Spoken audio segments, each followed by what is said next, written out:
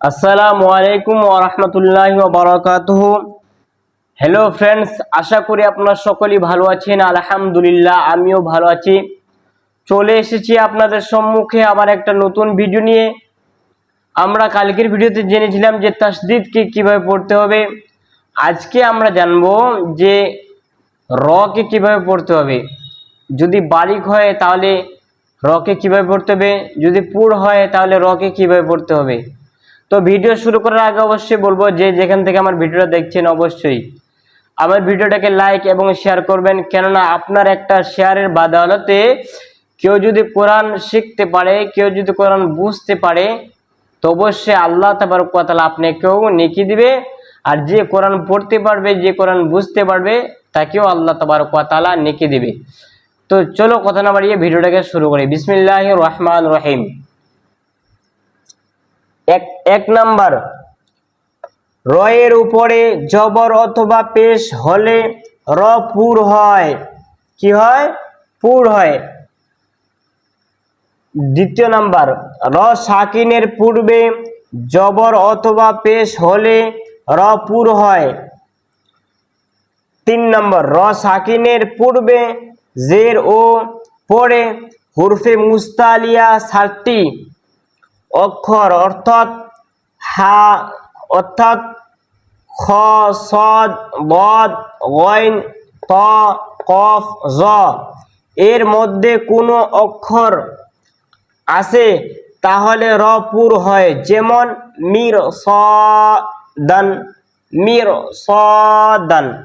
আমি এখনই বললাম যে র এর উপরে জবর অথবা পেশ হলে র পুর হয়। র কি হয়? পুর হয়।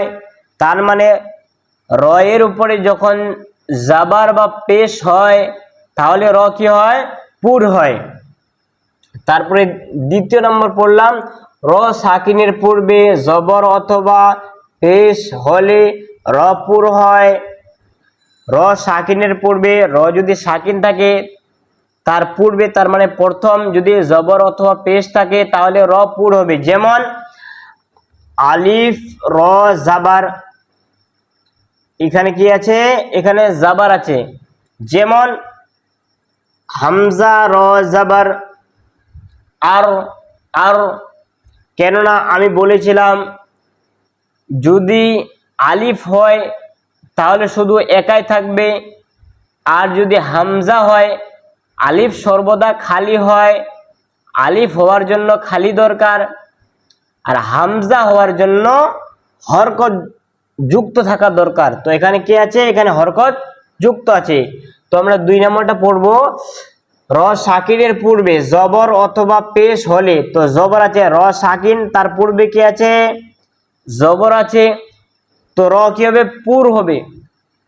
আর, আর সিন লাম জবর সাল, আর সাল, আর সাল নুন আলিফ জবর না, আর সাল না। একটু টেনে পড়তে হবে,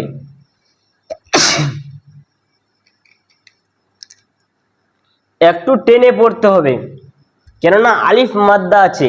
তারপরে কফ র পেশ কুর, কুর আলিফ খারা যাবার আ, কেননা এখনই বললাম র সাকিনের পড়বে জবর অথবা পেশ, তো এখানে কি আছে?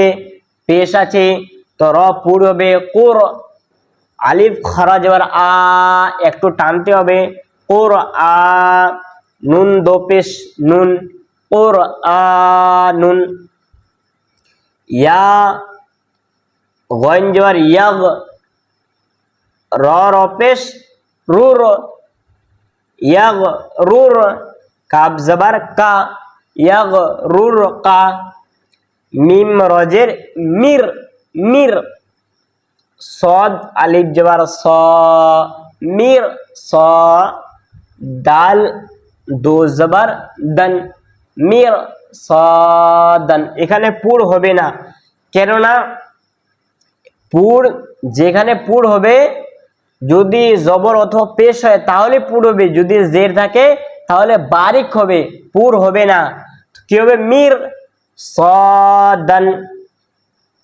কফ রজের কির, তালিজার তা, কির তা, সিন দোজের সিন, সিন, কির তা সিন, ফা রজের ফির, ফির, কফ জবর ক, ফির ক, তা দো পেশ তুন, ফির কতুন, ফির কতুন, আলিফ জবর আ, মিম রজের মির, আমির, তা আলিফ জবর তা, টানতে হবে কেননা আলিফ মাদ্দা আছে, আমির তা, বা পেশ বু, টানতে হবে কেননা ওয়াও মাদ্দা আছে। আমি বলেছিলাম হরফে মাদ্দা হ তিনটি, আলিফ, ইয়া, ওয়া, তো এখানে কি আছে, এখানে ওয়াও আছে, তো একটু টেনে পড়তে হবে।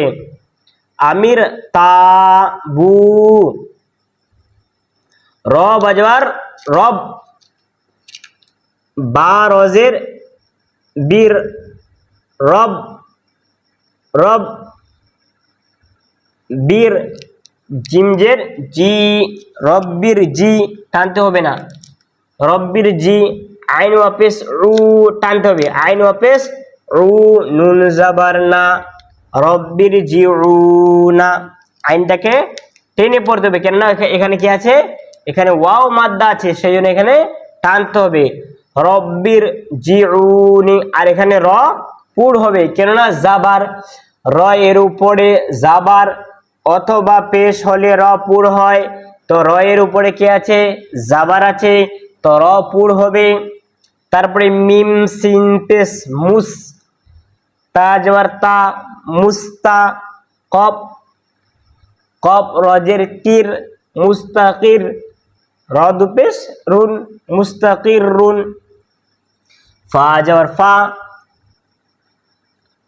ফার এর ফির, ফাফির, র পেশ রু, ফাফির রু, বা রজের বীর, বীর বারিক, র জবর র, বীর র, কেননা জাবার আছে, তো এখানে পুর, তার মানে মুখটা মুখটা গোল হবে, বীর র। তারপরে বা রজের বীর, র দুপেশ রুন, বীর রুন, মিম র জবর মার, র জবর র, মার র, মার র, তা দো জবর তন, মার রতন, মার রতন। আশা করি আপনারা আমার ভিডিওটাকে বুঝতে পেরেছেন, যদি না বুঝতে পারেন অবশ্যই কমেন্টে বলবেন, ইনশাআল্লাহুল আজিজ আমি আপনাদেরকে বুঝিয়ে দেবার চেষ্টা করব।